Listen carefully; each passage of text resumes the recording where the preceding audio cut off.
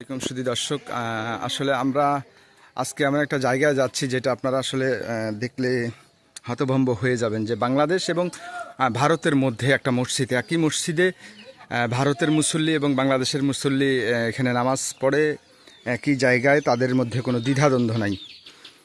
তো সব কিছু মিলে এটা হচ্ছে ভুরুঙ্গামারী উপজেলার, কুড়িগ্রাম জেলার ভুরুঙ্গামারী উপজেলার একটা জায়গায়। আমি আপনাকে আস্তে আস্তে পুরো ভিডিওটা দেখাবো। তাদেরকে যে কথাগুলো বলার চেষ্টা করছিলাম সেটা হচ্ছে ভারত বাংলা দস্যিমানার মধ্যে একটা মসজিদের কথা আমরা প্রায় শুনে থাকি, যেটা আসলে বাংলাদেশ এবং ভারতের মুসল্লি। এখানে বাংলাদেশের মুসল্লি মোটামুটি প্রায় 50 ঘর, ভারতের মুসল্লি 50 ঘর। এই যে আপনারা দেখতে পাচ্ছেন যে অর্ধেক হয়ে আছে মসজিদটি। এই মসজিদটির আমার কাছে মনে হচ্ছে, আমি যতটুকু এসে দেখতে পাচ্ছি, যে সেটা অবশ্যই মসজিদের আর্থিক সংকট আছে। আর্থিক সংকট যদি না হবে তাহলে আপনার কেন মসজিদের এই অবস্থা হবে? এদের যে বেহাল দশা, এই বেহাল দশাটি আজও কেউ তুলে ধরে নাই। আমরা এখানে কতিপয় মানুষের সাথে কথা বলে দেখছি যে তারা বলছে মসজিদের আসলে আর্থিক সংকটের কারণে, বিশেষ করে যেটা আমি বারবার বলার চেষ্টা করব সেটা হচ্ছে আর্থিক সংকটের কারণে মসজিদটির এই বেহাল দশা হয়ে আছে। আমি যদি আপনাদেরকে একটু দেখানোর চেষ্টা করি যে এর পিছনে একটা ছোট্ট মসজিদ আছে। এখানে মসজিদের সভাপতি সাহেব এবং মুসল্লি যারা আছেন তারা এখানে আছেন। আমি তাদের সাথে কথা বলে দেখছি যে তারা আজকে প্রায় 1820 সন থেকে এই মসজিদটি প্রতিষ্ঠা হয়েছে। প্রতিষ্ঠার পর থেকে এই মসজিদে তারা নামাজ পড়ে আসতেছে, এবং এইখানে শুধু তারা নামাজ পড়েন নাই, ভারত এবং বাংলার যেই মুসল্লি তারা সবাই মিলে মসজিদের আসলে অবস্থানটা আমি আপনাদেরকে তুলে ধরার চেষ্টা করছি। যে এই যে মসজিদ, ছোট্ট একটা মসজিদ, এখানে সর্বোচ্চ হয়তোবা 100 জন বা তার কম লোকজন ধরবে। এটা হচ্ছে মেহরাবে বসে এখানে আপনার হচ্ছে মসজিদের যারা মুসল্লি যারা তারা এখানে নামাজ কালাম পড়ে, প্লাস হচ্ছে যে এইখান থেকেই তারা আসলে শুরু 1820 সন থেকে এখান থেকে শুরু করেছে। দক্ষিণ বাঁশজানি যেই ইউনিয়নের যে মসজিদটি, নতুন যেই ভবন করা হচ্ছে মসজিদের জন্য, সেটা হচ্ছে এই ভবন। এই ভবনের আসলে বেহাল দশা। এটা দীর্ঘদিন থেকে কাজ চলছে, কিন্তু আসলে কাজ করে তারা শেষ করতে পারে নাই। হ্যাঁ জি, আসলে এইখানে যারা বসবাস করে বর্ডার এলাকা, এরা আসলে নিম্ন আয়ের মানুষ হওয়ার কারণে এই মসজিদটিতে তারা ব্যাপকভাবে অর্থ দিতে না পারার কারণে মসজিদটির আসলে এই বেহাল দশা আমি মনে করি। তারপরে আমার কাছে যেটা মনে হচ্ছে সেটা হচ্ছে যে রাষ্ট্রীয় কোনো বাধার সম্মুখীন কিনা এই মসজিদটা, এটা নিয়ে আসলে তদারকি করা দরকার, এটা নিয়ে আলোচনা করা দরকার। আমি এই বিষয়ে নিয়ে আমি আসলে সভাপতি বা এখানকার মুসল্লিদের সাথে একটু কথা বলার চেষ্টা। আসসালামু আলাইকুম। ওয়ালাইকুম আসসালাম। আপনি এই মসজিদের কোনো দায়িত্বে আছেন কিনা? সভাপতির দায়িত্বে আছেন। আসলে এই মসজিদটা আমার কাছে মনে হচ্ছে যে আপনারা যদি দেখেন যে প্রায় 2-5 বছর থেকে এইভাবেই পড়ে আছে। তো এই মসজিদটাতে আমরা যেটা জানতে পারছি যে সেটা হচ্ছে বাংলাদেশ এবং ভারতের দুই পক্ষের প্রায় 100 ঘর মুসলমান নিয়ে এখানে এই মসজিদটা গঠিত হয়েছে। তো পিছনের যেই মসজিদটা দেখলাম, সেই মসজিদে আমার কাছে মনে হচ্ছে যে সর্বোচ্চ 50-60 জন নামাজ পড়ানো যায়। তো আপনারা যেহেতু বড় পরিসরে একটা কাজ নিছেন, এই কাজটা এই অবস্থায় বেহাল দশায় পড়ে আছে কেন?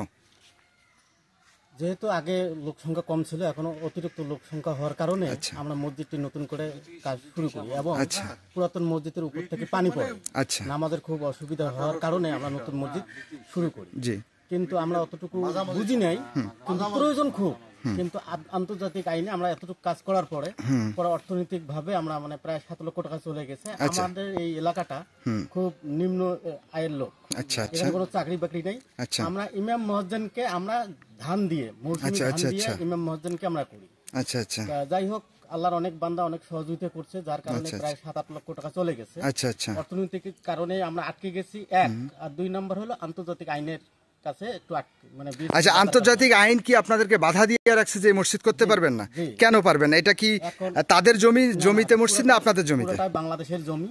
কিন্তু আন্তর্জাতিক আইনে পরে বিএসএফ বিজেপির মধ্যে ফ্ল্যাগ মিটিং হয়েছে, দেওয়ার পরে এখানে করতে দিচ্ছে না।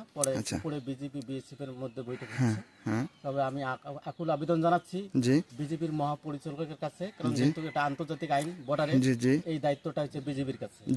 তা আন্তর্জাতিক আইনের কারণে বিজেপি মহাপরিচালকের কাছে আমার আকুল আবেদন যে মসজিদটি যেন বিএসএফ এর যে মহাপরিচালক আছে, এদিকে একটু, যেহেতু একটা ধর্মীয় প্রতিষ্ঠান, ঠিক আছে, এই মসজিদটা সরানোর কোনো ব্যবস্থাও নাই, কোনো জায়গা নাই। আন্তর্জাতিক আইন এই অনুযায়ী বিএসএফ এর মহাপরিচালক আলোচনা করে যাতে মসজিদটি পূর্ণাঙ্গভাবে করা যায় এটাই আকুল আবেদন জানাচ্ছি, এবং পররাষ্ট্র মন্ত্রণালয়ের কাছেও আমরা আকুল আবেদন জানাচ্ছি যে মসজিদটা যেন করতে পারি এবং সবাই যেন নামাজটা পড়তে পারি। আচ্ছা আচ্ছা, ধন্যবাদ আপনাকে। দেশবাসীর কাছে আমার আকুল আবেদন, এই ধর্মীয় প্রতিষ্ঠান মসজিদটি যেন আমরা করতে পারি, সকলেই দোয়া করবেন।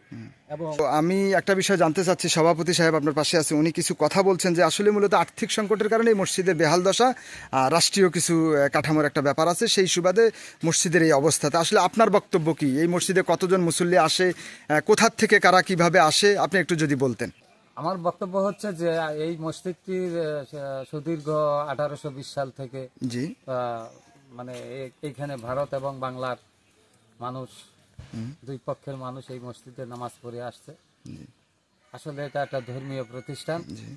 তো আমরা দীর্ঘদিন থেকে বিশেষ করে যেটা না বললেই নয়, এখানে অনেক দূর দূরান্ত থেকে অনেক মানুষ এসেছেন, বা রাষ্ট্রীয় যে লোকজন যারা আছে, যারা হয়তো এখানকার উপজেলা নির্বাহী কর্মকর্তা, ডিসি মহোদয়, পুলিশ সুপার, ওনারাও এসেছেন, দেখেছেন।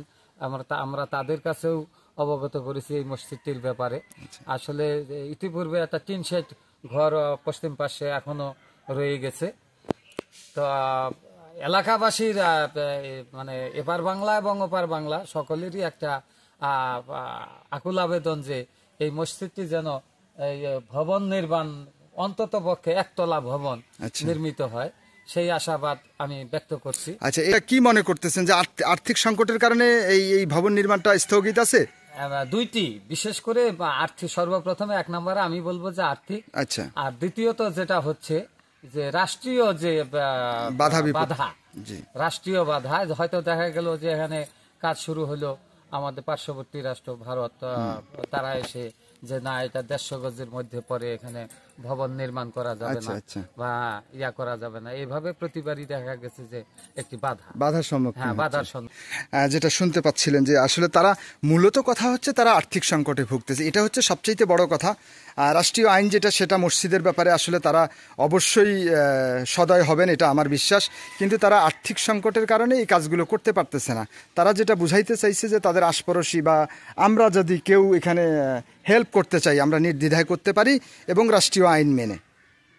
বারবার অনুরোধ করছি, জি জি, এটা পুকুর, একটা বর্ষা হলে এই গাছ, মানুষ হাঁটতে পারে না। জি, আমি বলছি যে একটু সজাগ হন, ওই ব্রিজ পার থেকে এখানে আসার জন্য 2-4 লোক তো বাইরে থেকে আসে, হ্যাঁ অবশ্যই সম্মানী ব্যক্তি আসে, তাদের একটু যাতায়াতের ব্যবস্থা করে দেন। কিন্তু এক ডালি মাটি মেম্বার চেয়ারম্যান এই যাবত 3 বছরের মধ্যে দেয় নাই। আচ্ছা আচ্ছা, যতটুকু হেয়ারিং ব্রিজ পার থেকে হয়েছে, সেটা টিউনু মহোদয় বারবার আসার কারণে, মসজিদের উপর তার একটা আলাদা ভালোবাসা থাকার কারণে কষ্ট পেয়ে উনি হেয়ারিং টুকু দিয়েছে ওনার স্পেশাল বরাদ্দ থেকে। কুমার দেব শর্মা কিছু হেয়ারিং আচ্ছা আচ্ছা, টিউনু মহোদয়ের কাছে। আচ্ছা আচ্ছা, এখানে ডিসি মহোদয় অনুদান দিছে। আচ্ছা আচ্ছা, পুলিশ সুপারও মানে তার ব্যক্তিগত যতটুকু পারে সহযোগিতা করছে, সর্বদিক থেকে সহযোগিতা করছে। কিন্তু আমরা ইউনিয়ন পরিষদ থেকে, স্থানীয় প্রশাসন, এরা কখনো ওইভাবে পাইনি, এক ডালি মাটি পাইনি 3 বছরের মধ্যে। জি, আমি আসলে আমি একজন যেহেতু সংবাদকর্মী, সেই সুবাদে আমি স্থানীয় প্রশাসনের দৃষ্টি আকর্ষণ করব। আপনার এলাকা আমি এসে লাঞ্ছিত হওয়া মানে আপনার অপমান। আপনি অবশ্যই আপনার এলাকার প্রতি দৃষ্টি রাখবেন, অবশ্যই অন্তত বেশি না হলে এই রাস্তাটুকু আপনারা অবশ্যই দেখবেন। এটা আমার পক্ষ থেকে বিশেষ করে আকুল আবেদন। আর প্রশাসনিক যেই কাঠামোগুলো, প্রশাসনিক যেই বিষয়গুলো তারা যেটা করছে, আমি তাদেরকে অসংখ্য স্যালুট জানাই। তারা স্যালুট পাওয়ার যোগ্যতা রাখে আমার কাছে, যে তারা অনেক দূর রাস্তা, আমি আসলাম, আসার পথে দেখলাম যে আসলে আসার যোগ্যই ছিল না, কিন্তু তাদের হেল্পে, তাদের সহযোগিতা এই পর্যন্ত আসছে। কিন্তু এইটুক রাস্তা, অল্প একটু রাস্তা, আমার মনে হয় প্রশাসন যদি আরেকটু দৃষ্টি দেয় এবং স্থানীয় প্রশাসন যদি একটু দেখে, তো আমার মনে হয় এই জায়গাটা আসলে আরও অনেক সুন্দর হয়ে যাবে। যেহেতু আমার বাংলার ঐতিহ্যকে টিকিয়ে রাখার মূল দায়িত্ব আমার। আমি যদি না রাখি, আমার এই বাংলার ঐতিহ্য টিকিয়ে রাখবে কে? আমার মুন্সি গো।